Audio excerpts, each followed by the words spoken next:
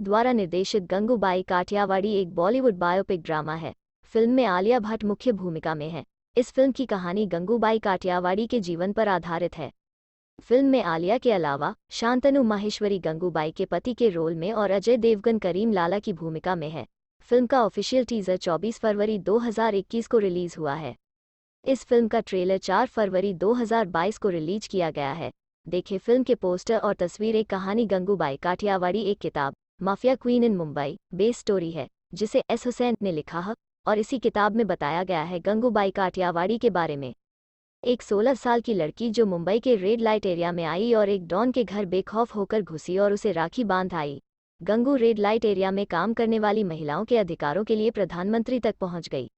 ये कहानी उस गंगूबाई की है जिसकी तस्वीर कमाठीपुरा की हर औरत और युवतियां जो रेड लाइट एरिया में काम करती थी अपने पास रखा करती थी। 16 साल की गंगा हरजीवन दास काठियावाड़ी एक गुजरात के काठियावाड़ की एक लड़की थी। परिवार वाले बड़े इज्जत पसंद लोग थे और गंगा को पढ़ना लिखाना चाहते थे, लेकिन गंगा का मन में बॉलीवुड राज करता था और वो हीरोइन बनना और बॉम्बे जाना चाहती थी। एक दिन उनके पिता के पास एक लड़का काम करने आया, रमणीक, जो पहले से मुंबई में कुछ समय से था।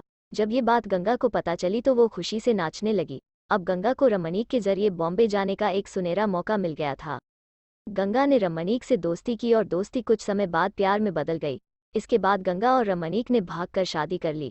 इन्होंने मंदिर में शादी किया। इसके बाद गंगा अपना कुछ सामान और मां के गहने उठाकर रमणीक के साथ चली गई। ये दोनों मुंबई पहुंचे। कुछ दिन साथ में गुजारने के बाद रमणीक ने गंगा से कहा, जब तक मैं हमारे रहने की जगह नहीं ढूंढ लेता तुम मेरी मौसी के पास रुको। गंगा रमणीक की बात मानकर मौसी के साथ टैक्सी में बैठकर चली गई, लेकिन गंगा ये नहीं जानती थी कि उसके पति ने गंगा को 1000 रुपये में बेच दिया है। मौसी गंगा को कमाठीपुरा लेकर पहुंचती है, जो बॉम्बे का मशहूर रेड लाइट एरिया था।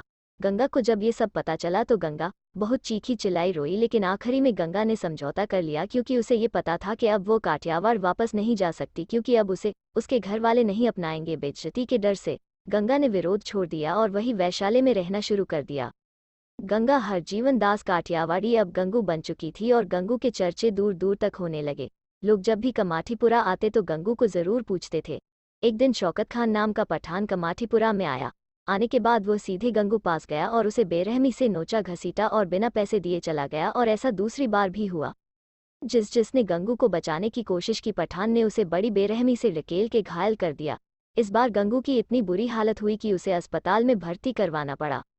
इसके बाद गंगू ने अपने मन में ठान लिया कि वो इस आदमी को सजा देगी।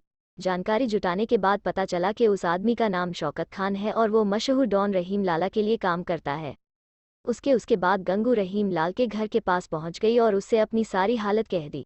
करीम ने उसे सुरक्षा का पूरा दिलासा दिया, जिसके बाद गंगू ने एक धागा राखी के रूप में करीम की कलाई पर बांध दिया और डॉन को अपना राखी भाई बना लिया। 3 हफ्ते के बाद वो पठान वहां फिर आया, लेकिन इस बार खबरी रहीम लाला को अपने साथ ले आया। जिसके बाद रहीम ने शौकत को इतना मारा कि वो अधमरा हो गया और करीम ने सबको चेतावनी दी कि गंगू मेरी राखी बहन है, अगर इसे किसी ने भी हाथ लगाया तो उसे छोड़ूंगा नहीं। इसके बाद कमाठीपुरा में गंगू की धाक जम गई और वो जिस घर में रहती थी वहां घरवाली का चुनाव हुआ। ये घरवाली वो रहती थी जो 40-50 कमरे को मैनेज किया करती थी और उनके ऊपर होती थी बड़े घरवाली, जो कि सारी बिल्डिंग को देखा करती थी। गंगू ने पहले घरवाली पद को हासिल किया और बाद में वो बड़े घरवाली को आसपास के इलाकों में गंगू का दबदबा हो गया और अब गंगू कोठीवाली से गंगूबाई काठियावाड़ी के नाम से मशहूर हो गई थी। गंगू कभी किसी भी लड़की को बिना उनकी मर्जी के वैशाले में नहीं रखती थी। जो छोड़ के जाना चाहते थी वो उन्हें जाने देती थी। वो वैश्यावृत्ति में धकेली गई लड़कियों के हक के लिए लड़ाई लड़ती, उनके समान अधिकारों की वकालत करती।